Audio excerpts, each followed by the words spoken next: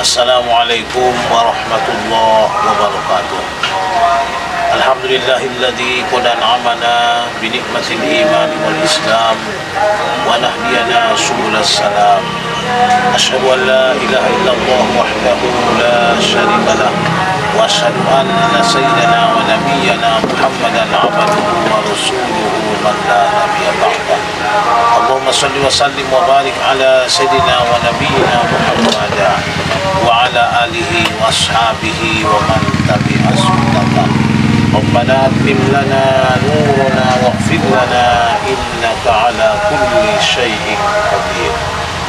Marilah kita memanjatkan puja dan syukur kehadirat Allah Subhanahu wa taala pada petang hari ini, berketepatan pada hari 10 Muharram, yakni hari Asyura yang kita tunggu-tunggu.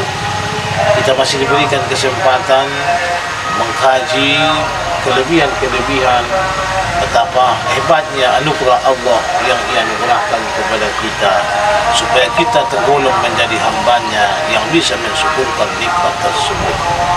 Salawat beriring salam, marilah sama-sama kita tuliskan kepada beliau ruh junjungan alam Nabi besar Muhammad sallallahu alaihi wasallam dengan lantunan doa, Allahumma shalli wa sallim ala sayyidina Muhammad wa ala ali sayyidina Muhammad. Saudara-saudari, Bapak Ibu, hadirin pemirsa YouTube yang dirahmati oleh Allah Subhanahu wa taala.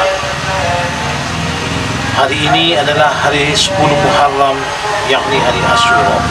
Berbahagialah yang ikut mempuasakannya pada hari ini. Sesuai dengan harapan kita, insyaAllah segala kelebihan-kelebihan kesatuan para Nabi dan Rasul-Rasul, hampir semua Nabi dan Rasul mendapatkan kelebihan Asyura, juga akan kita cicipi serpihan rahmat kasih sayang Allah yang Allah nugerahkan kepada mereka. Termasuk yang kita harapkan adalah maghfirahnya Tuhan, keampunan daripada Allah Subhanahu wa taala. Juga termasuk adalah bagian terlepasnya kita dari segala kesengsaraan, terlepasnya kita dari segala belenggu yang mengikat kita, yang menjadikan kita adalah terikat dan terkungkung oleh suatu problem dan permasalahan. Dengan penuh mengharap ridho Allah Subhanahu wa taala, setelah kita nanti berbuka bersama-sama, semoga kita merasakan betapa hebatnya anugerah dan kasih sayang Allah Subhanahu wa taala. Hadirin wal hadirat, judul pembahasan kita dalam kali ini menunggu berpuasa.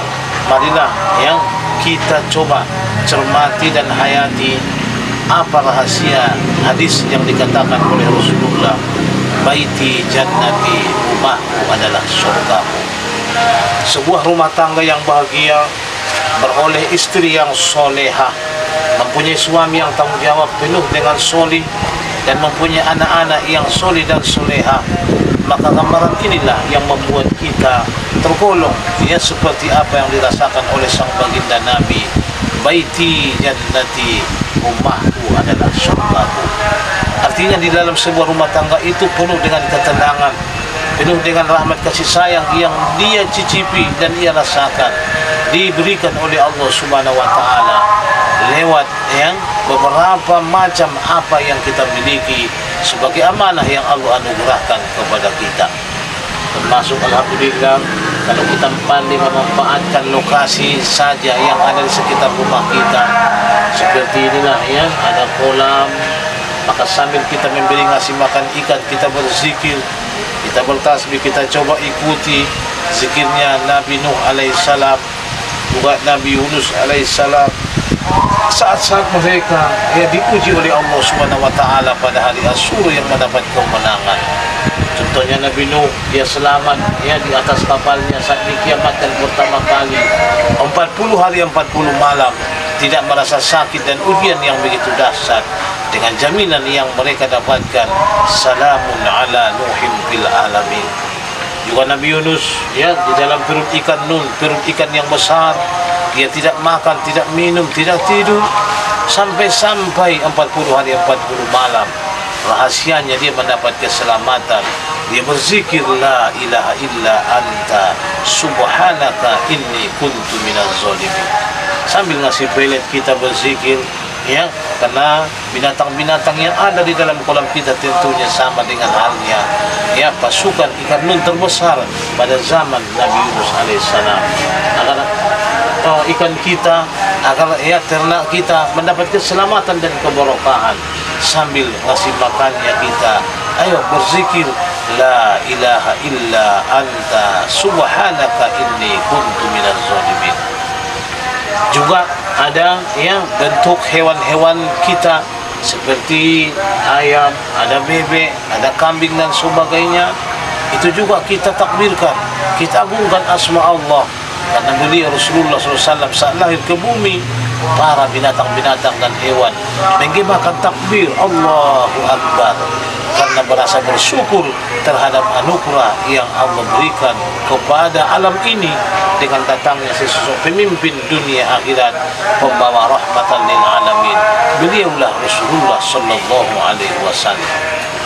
Hadirin, begitu juga taman-taman yang ada di sekitar kita, jangan kau tanam dengan tanaman-tanaman yang tidak memberi manfaat. Ini kadang-kala banyak tanamannya tapi tidak ada hasilnya, hanya capian nyapu saja ya, karena dia menanam tanaman yang enggak berbuah. Tapi insya Allah kita tanam yang menghasilkan, kesehatan ya akan datang kepada kita, dan hasil tanaman akan kita nikmati. Ada lengkeng, ada rambutan ya, ada juga ya pohon pinang, kelapa. Itu semua memberikan kesehatan kepada kita, dan kita ya mengikuti, menjadikan mereka sebagai pimpinan kita.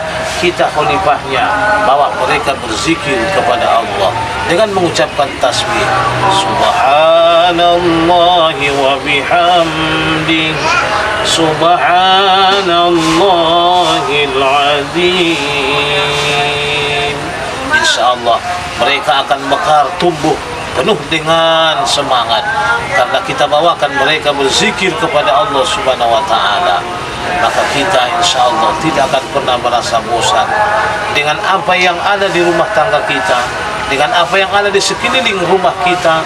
Kita tidak ya mau mondar-mandir ke sana kemari, ya mau duduk ya sambil minum kopi sampai jam 3, terganggu tidur kita.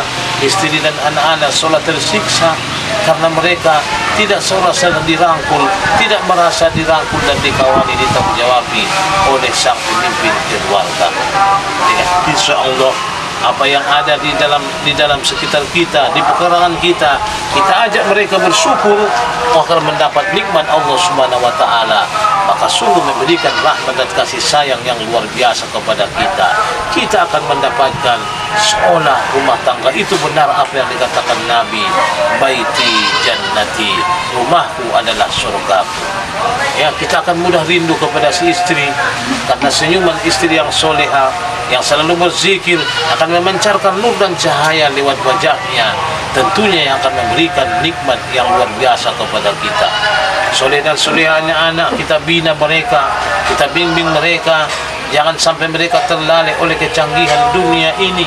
Ya, jangan kau biarkan anak-anakmu selalu memegang HP sampai merusak kurnia mata mereka, sehingga mereka susah membaca. Tapi berikanlah kepada mereka manfaat yang luar biasa. Kita boleh ya wajar saja dihibur dengan hibur-hiburan dunia sepanjang ia halalan thayyibah, yang insyaallah taala akan memberikan kesejukan kepada akal dan pikiran seseorang yang penuh dengan kejenuhan, ya penuh dengan kesibukan, saat dia dihibur dengan panorama alam, dengan ya hiburan-hiburan yang ada di zaman canggih ini. Bisa saja itu seolah mencas watak dan pemikiran, juga saraf yang anak-anak kita. Itu sangat mengundang kepada mereka agar jauh daripada kecapean. InsyaAllah kepintaran masih dapat mereka raih. Kita ajak anak-anak kita dengan menggunakan alat canggih ini, seperti dengan bersolawat. Ya, segala video solawat banyak kita lihat di tayangan YouTube. Ya, itu adalah juga membantu ya kepada anak-anak kita agar mereka banyak mendapat solawat. Juga ingin menahfiz, ya, juga belajar tajwid dan sebagainya. Cukup sungguh lengkap daripada kecanggihan yang Allah anugerahkan kepada kita di akhir zaman. Dan dan kita boleh saja mengikuti kemewahan, ya, itu adalah tidak menjadi problem selama tidak menyalahi dengan hukum syariat. Rasulullah pernah mengatakan, alaika zaman iwafaqo syar'an, silakan ikuti saja zaman itu asal tidak menyeleweng, tidak yang menyalahi daripada hukum syariat. Kita boleh memiliki rumah yang mewah, bahkan yang mewah, ya, semua diredip serba mahal, tapi jangan sampai berlebihan sampai kita kena kepada hukum batin. Karena Allah mengatakan, innal mubadzirina kana ikhwana syayatin. Orang-orang yang mubazir, menghambur-hamburkan nikmat itu adalah saudara syaitan. Banyak saudara kita yang memerlukan harta kita, yang memerlukan sedekah dan zakat kita. Mari kita berikan kepada mereka. Jangan terlalu menghambur-hamburkan nikmat yang Allah berikan kepada kita, supaya kita tidak tergelincir kepada orang yang sombong, menjadi orang yang pelit hubbud dunia, cinta kepada dunia. Inilah hal-hal yang sangat kita takutkan. Hadirin, belajarlah untuk, ya, menyesuaikan diri dengan lingkunganmu, dengan tetanggamu, dengan jiranmu, dengan pekaranganmu. Syukuri nikmat yang Allah berikan kepada kita. Jangan lagi kita menjadi orang yang tidur mengharapkan hujan di siang hari, tapi berusaha dan berikhtiarlah agar kita mendapatkan kesuksesan dunia dan akhirat. Apalagi kita yang sedang berusaha ini sama-sama berpuasa di Yaumi Asyura 10 Muharram, agar kita mendapatkan jaminan kelepasan dan kemenangan sesuai yang Allah suguhkan kepada kebanyakan para nabi-nabi dan rasul-rasulnya, juga para ulama-ulama. Hadirin wal hadirat, mari kita cemburui saudara-saudara kita yang mendapatkan baiti jannati tadi, rumahku adalah surgaku. Dia sungguh, ya, senang duduk di dalam keluarganya bersama-sama dengan anak cucunya. Mereka tertawa dan senyum, kadang menangis, berbagi cerita, berbagi pengalaman. Namun yang pasti mereka adalah seolah satu badan. Mereka seperti yang digambarkan Nabi adalah seperti bangunan, ya, yasuddu ba'dahu ba'dan, saling menguatkan antara satu dengan yang lain. Hadirin, inilah yang dapat kita sampaikan pada kali ini. Semoga kita mendapat kemenangan tadi, dan tergambar tercipta dalam rumah tangga kita tadinya adalah sebuah perahu rumah tangga yang penuh dengan kebahagiaan, yang dikatakan dengan baiti jannati, rumahku adalah laksana surgaku. Akhirul kalam, wassalam bil ma'af. Assalamualaikum warahmatullahi wabarakatuh.